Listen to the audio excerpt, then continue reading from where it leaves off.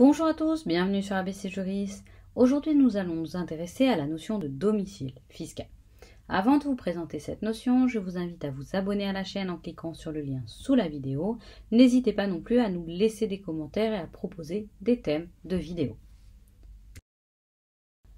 Parlons maintenant du domicile fiscal.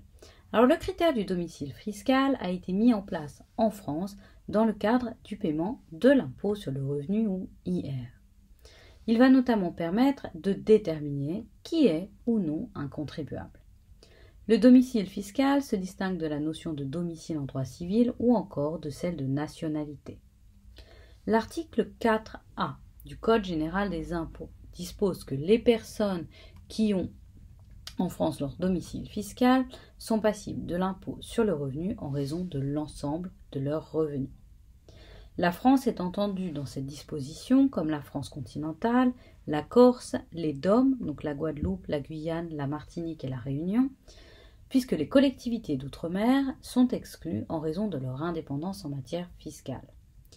Il faut souligner toutefois que certaines personnes dont le domicile fiscal est à l'étranger peuvent être amenées à payer en France des impôts, par exemple pour le revenu de source française. La question qui se pose est de savoir comment déterminer le domicile fiscal, sur quels critères se fonder. C'est l'article 4B qui nous donne ces critères.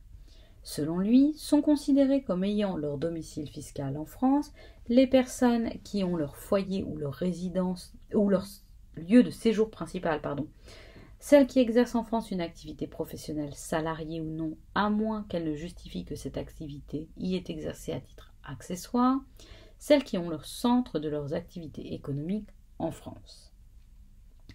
Dès lors qu'un contribuable est domicilié fiscalement en France, suivant ces critères, il est imposé sur la totalité de ses revenus, y compris ceux de source étrangère. C'est ce qu'on appelle l'obligation fiscale illimitée. Pour éviter qu'une personne soit soumise à une double imposition, des conventions internationales ont été prévues. C'est le cas notamment dans le cadre de l'OCDE, l'Organisation de coopération et du développement économique. Ces conventions évitent les conflits de domiciliation fiscale. Les critères posés par ces conventions permettent d'établir la résidence d'un contribuable dans un pays au détriment des autres. Parmi ces critères, on retrouve le foyer permanent, le centre des intérêts ou encore la nationalité. Il existe aussi des conventions bilatérales qui règlent des problèmes fiscaux.